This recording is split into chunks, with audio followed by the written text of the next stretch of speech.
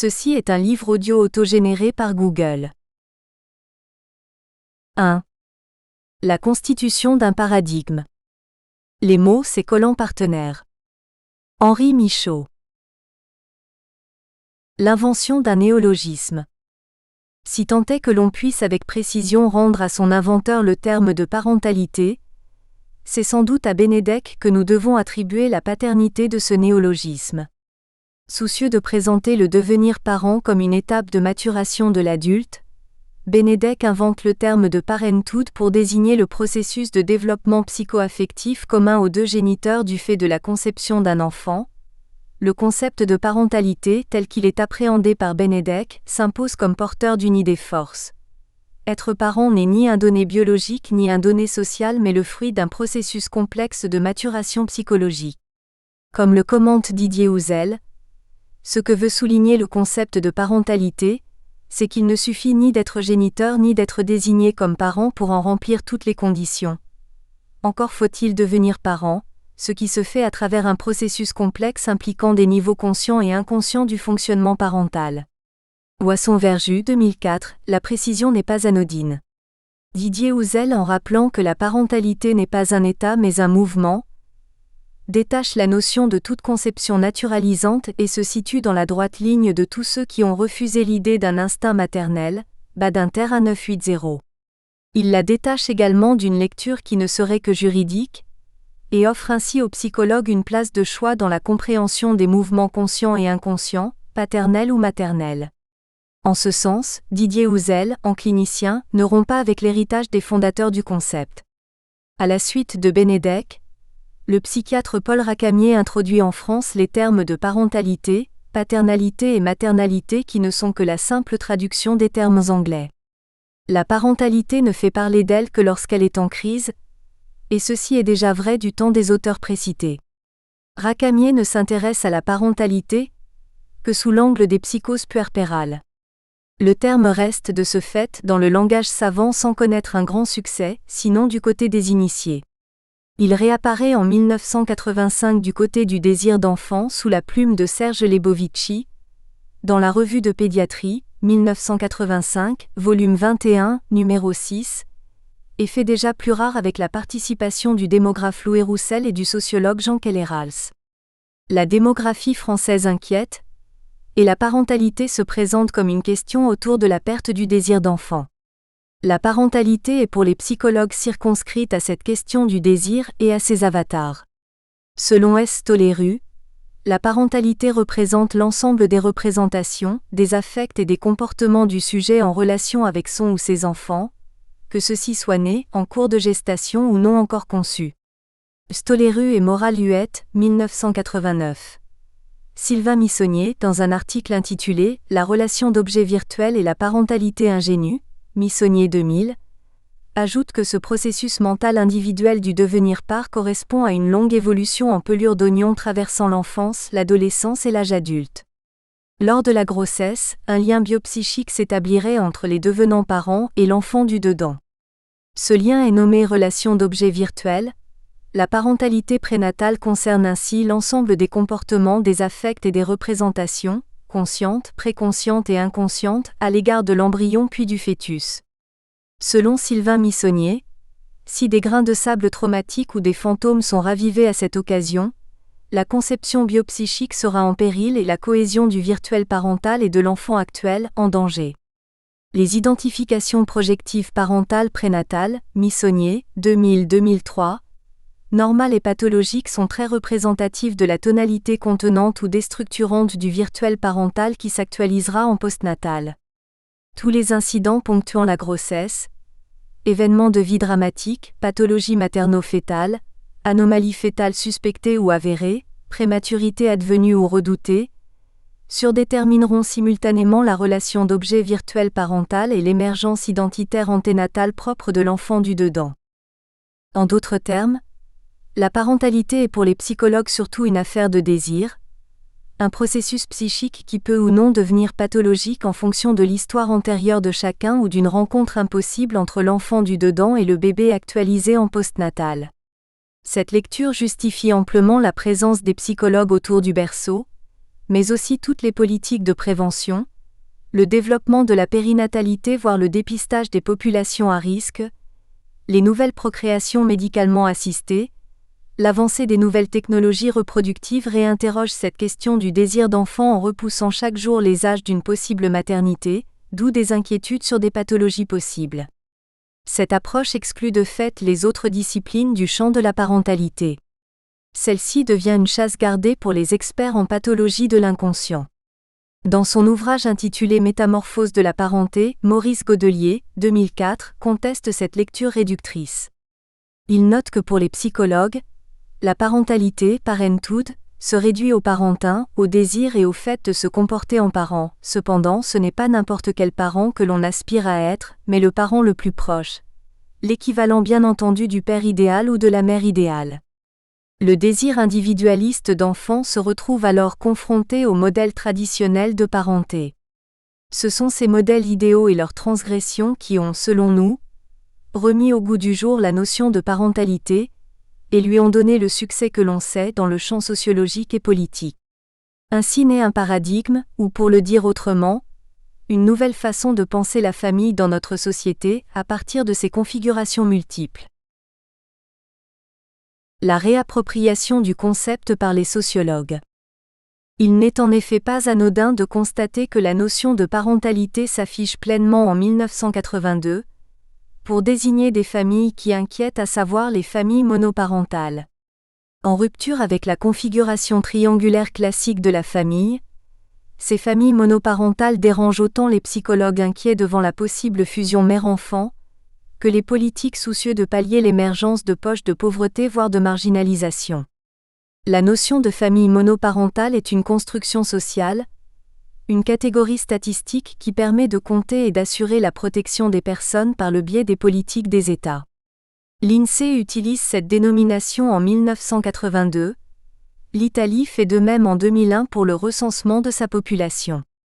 Là encore, la notion de monoparentalité divise, car d'un pays à l'autre, les définitions ne sont pas identiques, rendant les approches comparatives délicates.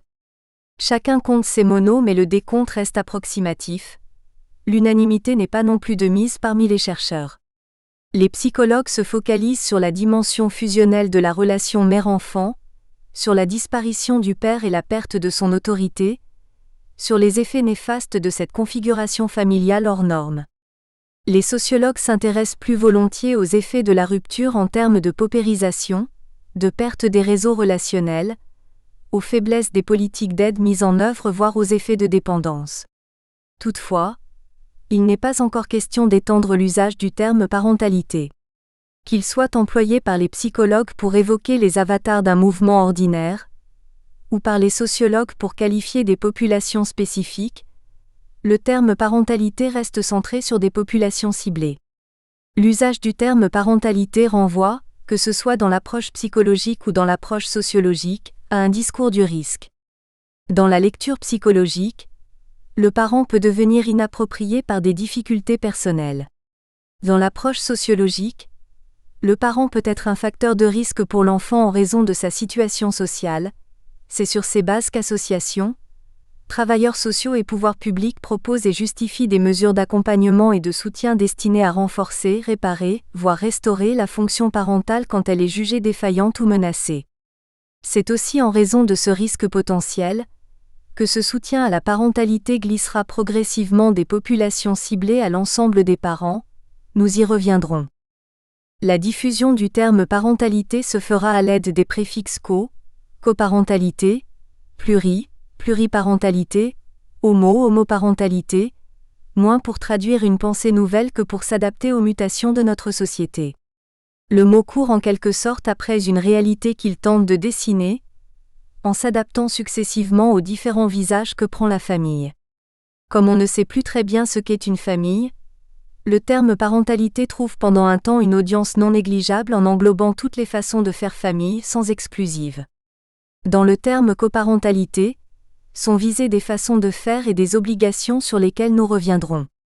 Dans le terme pluriparentalité sont désignés des acteurs, père, mère, mais aussi beau-père, belle-mère, compagnon, toute personne exerçant des fonctions parentales auprès de l'enfant.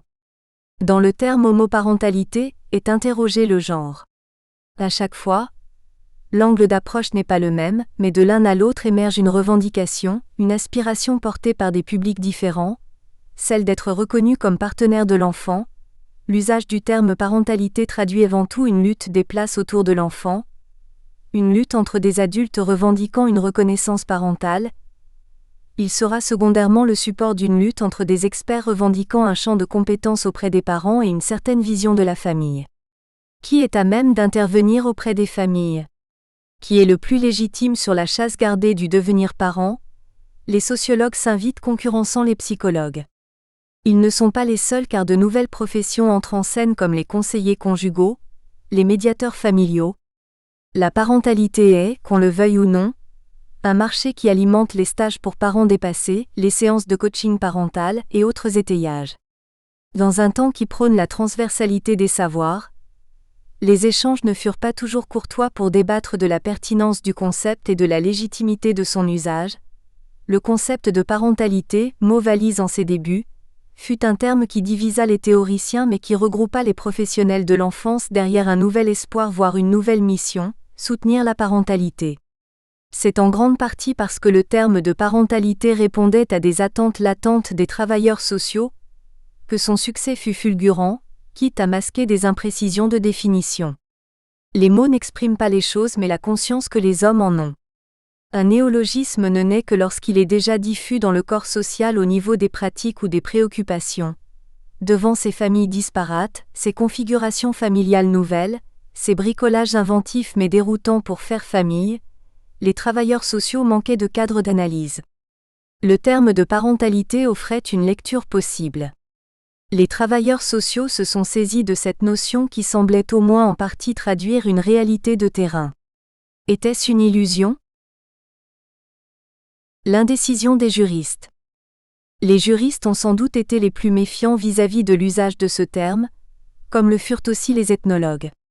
Les premiers avaient déjà dans leur vocabulaire le terme d'autorité parentale, les seconds parlaient plus volontiers de système de parenté que de parentalité, deux termes qui, nous y reviendrons, ne sont pas à confondre. Ce nouveau terme semblait bien inutile aux uns et aux autres et porteur de confusion possible. La juriste Claire Nérinck, 2001, dans un article intitulé « De la parenté à la parentalité » fut la plus critique.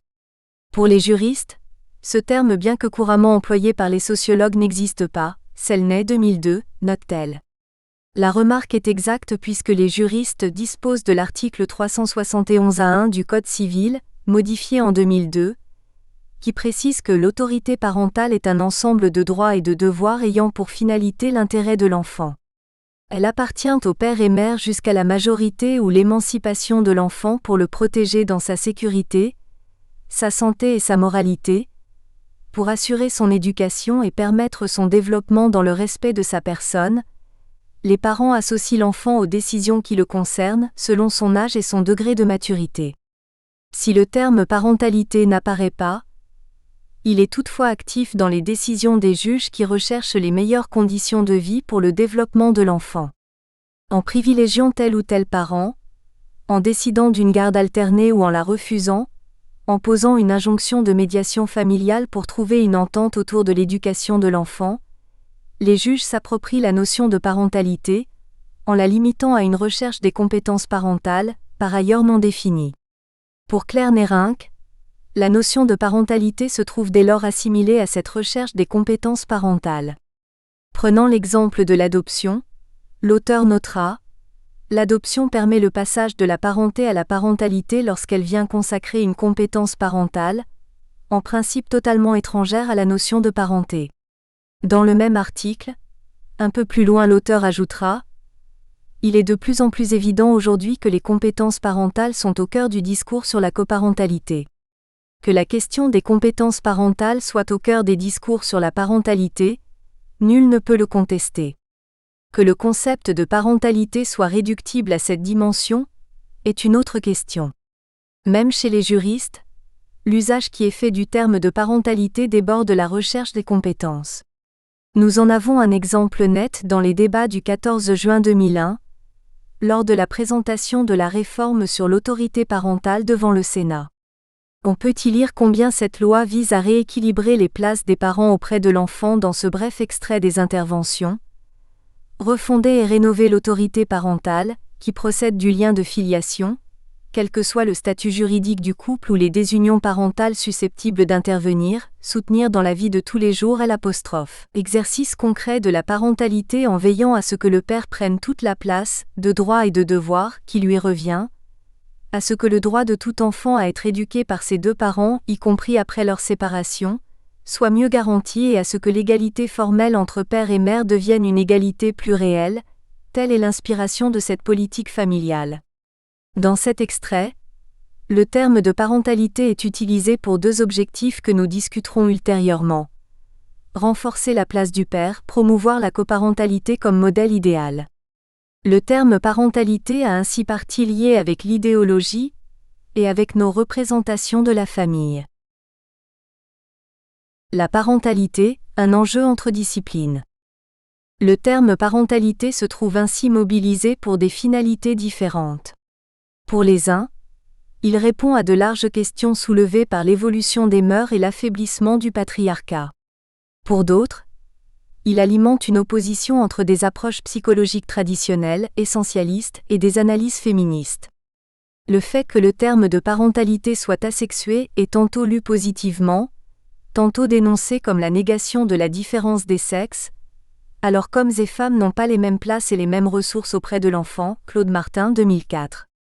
Avec une lecture sociologique, Geneviève Cresson dans Maternité et parentalité, Kniebiller-Néron 2004, fait une analyse critique du terme parentalité. Rejoignant Claude Martin, elle note que le terme de parentalité masque la toujours faible implication des hommes dans les tâches domestiques ou dans les soins quotidiens dispensés aux enfants.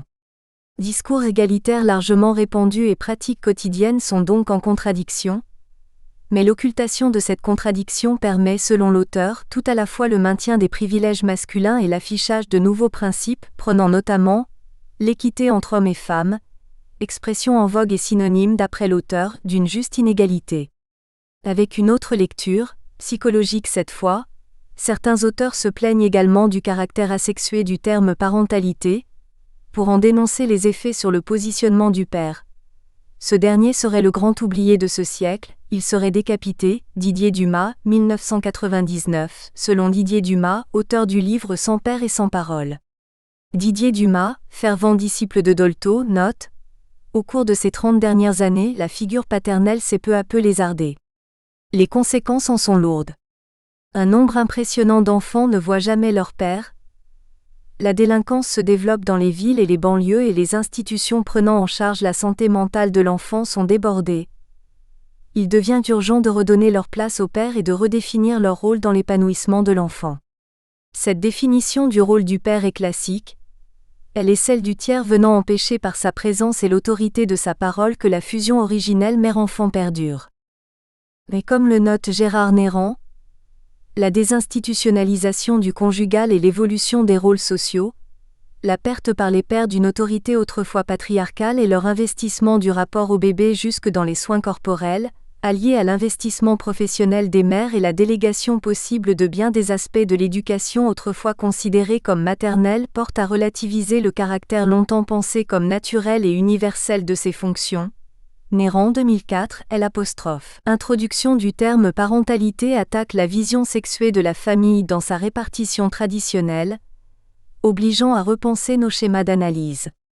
Selon François de Singly, la construction d'une nouvelle paternité dans les sociétés contemporaines se fait et se fera sur du parental neutre qui ne renvoie ni à un masculin ni à un féminin traditionnel. 993. En d'autres termes, pourquoi la fonction de soin, de mise en place de la sécurité affective, serait-elle vouée au féminin? Pourquoi ne pourrait-elle être l'apanage du masculin autant que du féminin, c'est-à-dire être de l'ordre du parental neutre? Si certains se réjouissent de cette ouverture, d'autres se crispent sur des lectures qui ont fait date dans l'histoire de la psychanalyse et de la psychologie. Finalement, la scission à partir de l'introduction du terme parentalité ne se fait pas seulement entre psychologues et sociologues, elle se fait aussi au sein de la communauté scientifique des psychologues. Christiane Olivier, 1999, est de celles qui dénoncent une lecture figée de la place du père en notant que Pour avoir souhaité un père uniquement symbolique ainsi que le préconisèrent Freud et Lacan, on l'a écarté de la prime enfance et on a compté sans lui pour ce qui est de l'enfant naissant. À force de vouloir un père qui ne s'occupe pas du corps de l'enfant, on a fini par en faire un père absent de son éducation. Dans un autre registre, Didier Le Gall démontre pour sa part que la pluriparentalité n'est pas reconnue, en France, alors que se développent diverses situations qui bousculent le système traditionnel de la filiation bilatérale. Les familles recomposées, l'adoption ou encore le don de sperme et d'ovocytes font intervenir des parents en plus, que la logique substitutive en vigueur écarte de la scène familiale. Seule l'instauration d'une logique additive donnerait une place à ces acteurs de l'ombre, ce que le terme de pluriparentalité suggère. Didier Le Gall semble avoir été entendu car au moment où nous écrivons ces lignes, Dominique Versini, défenseur des enfants, propose la création d'un statut des tiers respectant les liens construits avec l'enfant au-delà des liens de parenté. La proposition n'est pas nouvelle, elle avait déjà été suggérée en 1998 par Irène Théry et par Françoise Decauwer-Desfossés. En 2002, la loi avait renforcé le droit de l'enfant à conserver des liens avec ses grands-parents. À noter que l'on parle aussi de grand-parentalité, contre avis parental, mais elle n'avait qu'esquissé la situation du tiers beau-parent. Le nouveau rapport proposé par Dominique Versini revient sur ce thème de la pluriparentalité. Ainsi, conjugué ou seul, le terme de parentalité invite à une modification des approches de la famille, voire à une articulation entre des approches qui jusqu'à présent se sont au mieux ignorées, au pire exclues. Même non stabilisée comme concept, la parentalité produit des effets. Elle oblige à repenser les frontières entre les disciplines, réinterroge les rôles et les places. La parentalité, un objet de recherche impulsé par le ministère de la Famille. C'est encore par la question de la place que le terme de parentalité s'introduit dans le débat public. Il concerne dans un premier temps les parents des enfants confiés à l'aide sociale à l'enfance, dont la parentalité est dite empêchée par les aléas de la vie, René Clément, 1993, voire entravée par les fonctionnements institutionnels. Un bref historique est nécessaire pour retracer le rôle de ce que l'on a appelé l'opération pouponnière dans la diffusion du terme parentalité. C'est en 1975 que Simone Veil, alors ministre de la Santé, lançait les opérations pouponnières dont l'originalité du mode de travail proposé allait avoir des répercussions considérables sur l'évolution de la prise en charge des enfants en pouponnière et à l'ASE. L'idée de départ était de lutter contre le syndrome de l'hospitalisme, trop fréquent en pouponnière. La méthodologie de travail proposée était originale, à l'opposé d'un centralisme bien français, puisqu'elle proposait une démarche centripète et non centrifuge entre l'État et les professionnels. Précurseur en son temps de ce que seront d'autres démarches prenant appui sur un comité de pilotage, l'opération pouponnière bénéficiera de la dynamique suscitée par les travaux engagés dans le secteur de l'aide sociale à l'enfance avec la mise en place de la mission confiée à J.L. Bianco en 1979. La circulaire, 23 janvier 1981, qui découle de cette mission confirme les orientations de la politique de l'aide sociale. L'idée est de mieux aider les parents à élever eux-mêmes leurs enfants en développant une politique de prévention, de participation active et de dialogue, et d'offrir aux enfants séparés de leur famille des meilleures conditions de vie en organisant et en maintenant la continuité nécessaire, notamment en regard des liens avec leurs parents. En 1987, les pionnières de l'opération pouponnière que sont Geneviève Appel, Marie-Jeanne Reichen, Daniel Rapoport et Myriam David, organisent les premières journées techniques nationales. Un an plus tard, la thématique retenue est celle des parents. En 1985 également, le colloque de Vaucresson centre son attention sur la suppléance précoce et la parentalité. Toujours en 1985, la revue Le Groupe Familial édite son 112e numéro avec un écrit de René Sément sur parentalité et disparentalité. Le terme ayant un succès inespéré et générant des pratiques multiples dites de soutien à la parentalité, le ministère des Affaires sociales décide en 1993 de former un groupe de recherche sur la parentalité. C'est à ce groupe que nous avons participé de 1993 à 1999, date de la parution des enjeux de la parentalité, Ouzel, 1999. Pluridisciplinaire et pluri-institutionnel, ce groupe va très vite être confronté au flou conceptuel de la notion. Pour les juristes présents, la notion était superfétatoire, aisément traduite par la notion d'autorité parentale mieux connue et mieux délimitée. Pour les psychologues, la notion de parentalité restait alors proche de celle proposée par Benedek en son temps. Pour les éducateurs utilisant une lecture systémique, la parentalité était un système d'interaction entre père, mère, enfant se matérialisant par des pratiques quotidiennes. Pour les médecins de PMI, la parentalité renvoyait à des préoccupations touchant au holding et au handling de Winnicott. Pour les sociologues, le terme parentalité traduisait les modifications structurelles de la famille. Ce fut un joli dialogue de sourds, animé et polémique, chacun voulant faire valoir sa lecture et sa conception du petit monde de la famille. Le fait que cette tentative de conceptualisation s'ancre dans une commande sociale et politique n'est également pas anodin. Le cadre proposé a sans doute été une contrainte n'autorisant pas toutes les subtilités théoriques. Il a aussi permis que le groupe n'éclate pas à la moindre divergence, à l'envie de faire prévaloir sa discipline sur celle des autres. La pluridisciplinarité du groupe nous a obligés à tenir ensemble les différentes approches, à partir d'une méthode casuistique d'analyse de situations cliniques. C'est cette approche conceptuelle que nous allons présenter dans le chapitre suivant, en la confrontant à celle des autres théoriciens. 2. La parentalité et ses enjeux théoriques. Un mot n'est pas la chose, mais un éclair à la lueur duquel on l'aperçoit. Denis Diderot. La lecture des psychologues. Dans l'ordre des préséances, le livre de Gérard Poussin, Psychologie de la fonction parentale, édité en 1993, nous semble devoir être cité. Antérieur au livre Les enjeux de la parentalité, Ouzel, 1999, ce livre de Gérard Poussin ouvre la voie très largement au concept de parentalité. Non seulement le terme parentalité y est à l'honneur, mais on y trouve, du point de vue du clinicien, une approche originale du sujet. La parentalité est dans un premier temps analysée du point de vue du désir, et Gérard Poussin s'interroge sur les spécificités du désir masculin et féminin. Reprenant les conceptions freudiennes, Gérard Poussin ne nie pas certaines différences de positionnement, mais il les relativise fortement en pointant la superficialité des spécificités. Plus inattendu, l'auteur va même à l'encontre de l'orthodoxie psychologique, en notant que le désir ne constitue pas une garantie pour l'avenir. De nombreux enfants sont nés en dehors de tout désir annoncé de leur père, de leur mère, ou des deux, et pourtant il arrive souvent que ces enfants se portent bien. À l'inverse, certains enfants ardemment désirés ont un destin funeste. Ce message, adressé aux professionnels de terrain friands de l'anamnèse des naissances, n'a guère été entendu. Le désir d'enfant, sans être totalement prédictif d'une bonne entrée dans la vie, reste une donnée importante pour bon nombre de travailleurs sociaux et de psychologues. L'absence de désir dérange et induit immédiatement des représentations négatives et des interprétations linéaires comme « il n'a pas été désiré », ce qui explique le présent difficile.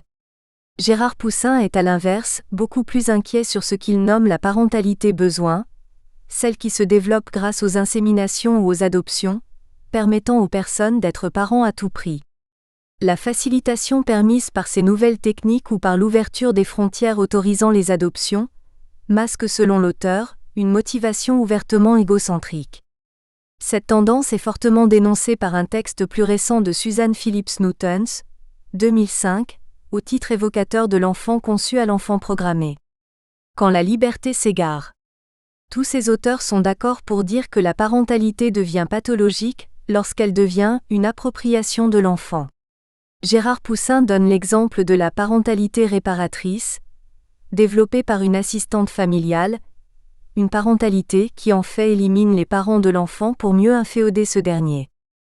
La qualité première de Gérard Poussin est de tenir l'équilibre entre une lecture de crise et une lecture constructive. Contrairement à bien des psychologues qui n'abordent la parentalité que sous l'angle des pathologies, Gérard Poussin se défend d'une lecture monolithique, et loin de considérer que la parentalité est un fléau pour l'humanité, il dégage les aspects positifs de celle-ci. La parentalité est alors présentée comme une issue possible, au secours du sujet. Nombreux sont les travaux qui témoignent de la mobilisation parentale lors de la naissance d'un enfant. L'entrée dans la parentalité se révèle être un formidable levier pour tous ces parents qui se laissaient doucement couler dans un désinvestissement progressif de ce qui est l'essence des relations humaines. Chantal Zaouche-Gaudron, 2007, dans un article intitulé « Précarité socio-économique, les pères en risque ?» s'interroge en ces termes. Comment le père se construit-il quand la conjoncture économique lui est défavorable? Qu'en est-il du désir d'enfant? Quel rôle et quelle place occupe-t-il au sein de la sphère familiale? Comment se dessine l'identité paternelle quand l'identité professionnelle est déstabilisée? À ces questions relatives à la paternalité en situation précaire, l'auteur conclut sur une note optimiste. Les entretiens effectués montrent que, quel que soit l'advenu de la grossesse plus ou moins précocement dans l'histoire conjugale, le désir d'enfant bien présent exprime le souhait d'accéder à la parentalité et de s'inscrire dans l'ordre des générations et dans la filiation comme pour d'autres socialement plus favorisés. La majorité des pères semblent très engagés dans la vie de leurs enfants, les éduquent, préparent leur avenir et se sentent pleinement responsables de leur bien-être éducatif et matériel, soucieux de leur éducation et de leur avenir. Au total, la venue de l'enfant dans leur vie aiguise leur sens des responsabilités. Ces différentes données amènent cette conclusion de Chantal Zaouche-Gaudron. La venue de l'enfant amène ces hommes devenus pères à rebondir et à vouloir dépasser leurs conditions de vie souvent difficiles, et constitue, comme le souligne Pogam, 2005, un ancrage, un soutien pour les infléchir vers un parcours de vie moins chaotique. Une conclusion fort proche de celle de Gérard Poussin, 13 années plus tôt. Ainsi, même dans des conditions difficiles de vie, la parentalité peut redonner un sens à l'existence. Elle est, selon Gérard Poussin, le signifiant de l'insertion sociale, et l'on mesure dès lors ce qu'il en coûte aux parents des enfants placés à l'aide sociale à l'enfance, de perdre cet ultime ancrage statutaire. La parentalité est aussi le signifiant des capacités du sujet à prendre soin d'un être inachevé et dépendant. Cette capacité, présente, partielle ou absente, sera la porte d'entrée à l'évaluation de la parentalité, à son contrôle voire à sa sanction. On le voit, dans ce bref résumé, Gérard Poussin ouvre une voie royale aux travaux du groupe dirigé par le professeur Houzel, et pourtant il fut peu cité au sein de ce groupe. La méthode choisie, dite casuistique, a-t-elle gommé les apports extérieurs, comme si ce groupe devait accoucher seul d'un concept encore obscur? Toujours est-il que Gérard Poussin est plus cité pour les chiffres contenus dans son livre, que pour ses apports théoriques. Il nous semblait important dans cette synthèse de le resituer en bonne place. L'apport du groupe dirigé par Didier Houzel. Soutenir parents et enfants en souffrance, lorsqu'ils sont confrontés à des situations où la parentalité est fragilisée, tels étaient les objectifs affichés de ce groupe. Sans nul doute, ces objectifs énoncés contiennent des présupposés qui feraient rugir de plaisir critique notre collègue Saül Kars. Rien ne dit en effet que la parentalité non fragile existe, et que la souffrance soit l'apanage de tous les parents en difficulté. À juste titre, Saül Kars note que les exclus disposeraient d'un presque monopole de la souffrance, et ce, même sans qu'ils en soient forcément au courant. C'est pourquoi, ajoutent certains, il faut s'en occuper, éventuellement au corps défendant des bénéficiaires. 2004, cette remarque acide, mais salutaire de Saül Kars peut être appliquée aux parents dits en difficulté. Les rapports évoquent volontiers la souffrance parentale, qui ne peut être absente, pense-t-on, surtout lorsqu'il y a placement de l'enfant. Mais nous avons aussi recueilli des témoignages de parents, Selnay 2006, apaisés par cette solution, des témoignages qui viennent infirmer ce principe initial qui motive les interventions. C'est cependant bien dans cette logique d'inlassable promoteur de la bientraitance des enfants et des parents que ce groupe s'est situé, comme le rappelle la préface de Pierre Gauthier, pour le livre Les enjeux de la parentalité. Le pointé ne discrédite pas à nos yeux le travail de réflexion effectué, mais montre que les enjeux n'étaient pas seulement dans le titre de l'ouvrage, mais aussi dans ce groupe animé par un même élan. Lors de l'intronisation de cette recherche, Geneviève Appel avait donné le ton en évoquant l'analogie de ce groupe avec les travaux menés par John Bowlby en 1951, permettant de mieux comprendre de quoi souffraient et parfois mouraient les jeunes enfants séparés de leurs parents. Rien moins que cela. L'héritage était lourd et exemplaire. Comme le note Jean-Claude Kaufmann 2004, les livres ont une âme solitaire. Ils aiment se présenter en oubliant les liens qui les ont constitués. Le chercheur, artisan qui s'ignore, n'apprécie guère que l'on entrevoie le désordre de son atelier, seul compte pour lui le résultat final, son bel ouvrage. Il fait donc disparaître salissure et copeaux. Ouvrons donc la porte de cet atelier qui, de fin 1994 à 1998, a fonctionné en séminaire fermé pour tenter de penser ce qui déjà s'imposait comme un vocable porteur sur le terrain. Les écrits internes du groupe s'exposent en 1000 pages, réduites en un livre de 200 pages, soit un cinquième de la production. C'est dire combien de pistes ont été abandonnées, oubliées à peine entrevues, dans une lecture qui s'est voulue consensuelle. Nous les reprendrons ultérieurement pour enrichir la réflexion présente. Du groupe Ouzel, émerge une lecture de la parentalité en 3 composantes, 3 axes qui sans être exhaustifs avaient au moins le mérite de ne pas réduire la parentalité à une seule dimension. Ces 3 axes sont les suivants. L'axe de l'exercice de la parentalité. Cet axe fait allusion à la dimension des droits et devoirs de la parentalité, dans une lecture proche du juridique. Être parent, c'est en effet être investi d'une responsabilité, d'une autorité précisée par exemple dans l'article 371-1 du Code civil. Ces droits et ces devoirs variables d'une époque à l'autre, d'une société à l'autre, enregistrent selon nous une inflation des attentes. L'article 371-1 du Code civil a subi d'importantes modifications dans sa réécriture en 2002. Il n'est plus question de veiller seulement à la santé, la sécurité et la moralité de l'enfant. Ces objectifs premiers sont accrus par la recherche d'un développement harmonieux, personnalisé, négocié avec l'intéressé. Ainsi, l'autorité parentale est un ensemble de droits et de devoirs ayant pour finalité l'intérêt de l'enfant. Elle appartient au père et mère jusqu'à la majorité ou l'émancipation de l'enfant pour le protéger dans sa sécurité. Nous espérons que vous avez apprécié cet aperçu. Pour continuer à écouter ce livre audio sur Google Play Livres, utilisez le lien dans la description de la vidéo.